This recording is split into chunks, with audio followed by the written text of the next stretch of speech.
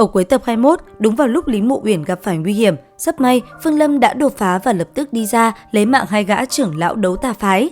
Lúc này, dẫn theo Lý Mộ Uyển, thân hình Vương Lâm lơ lửng giữa không trung, nhìn ba tên đang bỏ chạy, anh ấy liền đuổi theo. Sau đó, thần thức lưu chuyển, một tia điện màu đỏ lóe sáng, ngay lập tức, mũi kiếm chỉ trong tích tắc đã xoẹt qua thân thể một tên kết đan kỳ, khiến hắn bỏ mạng. Nhìn thấy hắn ta, Vương Lâm lại tiếp tục truy đuổi. Nháy mắt sau, thanh phi kiếm đã lại một lần nữa lao tới, lấy mạng thêm một tên tu sĩ. Tuy nhiên, trong số 3 tên kia vẫn có một tên chạy thoát, thân hình hắn cấp tốc chạy về phía một cái phân bộ nhỏ của đấu tà phái. Còn Vương Lâm, sau khi lấy mạng đám trưởng lão, hồn linh liền bị anh lấy bắt đi và treo phía sau mình. Tiếp theo, anh ấy mới truy đuổi tên kia. Sau một quãng đường di chuyển, tên kia cũng chạy gần đến phân bộ của đấu tà phái. Rất nhanh, thanh âm hắn hô vang nói: "Mộc Nam, Mộc Bắc, ta ra lệnh cho toàn bộ đệ tử của Ngũ Đinh Phong hợp lực ngăn cản tên truy kích phía sau ta." Nghe vậy, bên trong phân bộ kia, một đám đệ tử tu vi trúc cơ kỳ cũng liền lao ra. Thế nhưng khi thấy Vương Lâm, bọn họ sợ hãi vô cùng. Ngay lập tức, bọn họ liền cúi người chào người phía trước. Còn Vương Lâm, anh ấy lại tiếp tục đuổi theo tên kia. Thế vậy, tên kia bị bước đến đường cùng, trên tay liền xuất hiện một tấm chu sắt lệnh, giơ về phía trước quát lên nói: "Đứng lại, ngươi có nhận ra lệnh bài này không? Ta đã tế luyện nó, nếu ngươi lấy mạng ta, chắc chắn sẽ bị truy sát." Nghe vậy, Lý Mộ Uyển giật mình, nàng lập tức nhận ra tấm bài kia. Ngay sau đó, nàng liền nói cho Vương Lâm những gì mình biết. Nghe xong, Vương Lâm hỏi lại nói: "Ngươi chắc chắn chứ? Nếu có thể vượt qua 100 ngày thì có thể đạt được toàn bộ tu vị của hắn phải không?"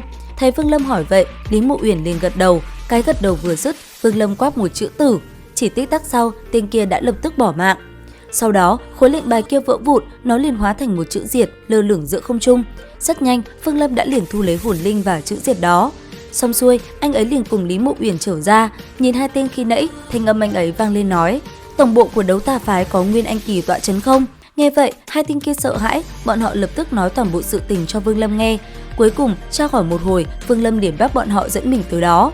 Trên đường đi, Vương Lâm lẩm bẩm nói: "Đăng Hóa Nguyên, Vương Lâm ta đã kết đan thành công, đợi ta đạt đến Nguyên Anh kỳ sẽ là ngày ta quay trở về, ta sẽ khiến cho cả đăng tộc chôn cùng ngươi.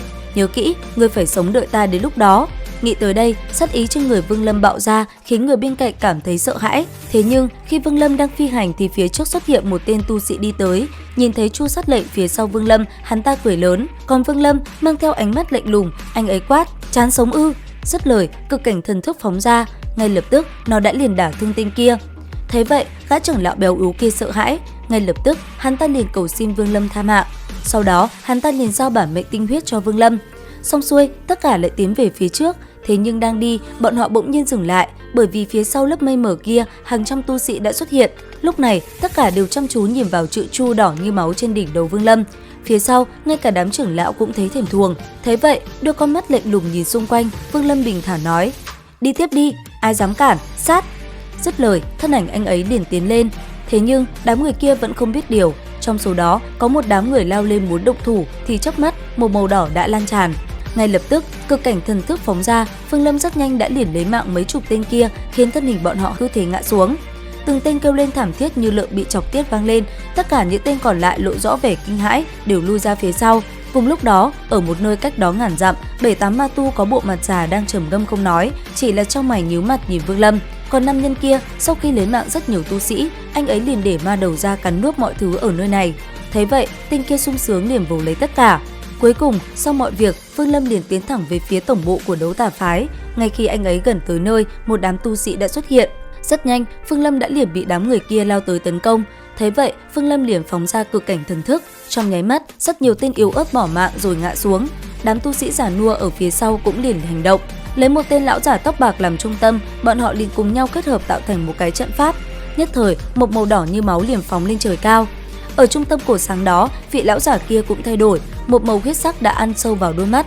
Cầm lên một tiếng, quyền cước trong tay lão liền lao về phía trước, đánh tới người Vương Lâm. Trong khoảnh khắc va chạm, một vụ nổ bạo phát, cực cảnh thần thức phóng ra đã liền lấy mạng lão ta. Sau đó, toàn bộ đều bị Vương Lâm bắt lấy và dẫn đi. Đến đây thì hết tập 22 tinh nghịch. Xin chào và hẹn gặp lại các bạn ở những video tiếp theo.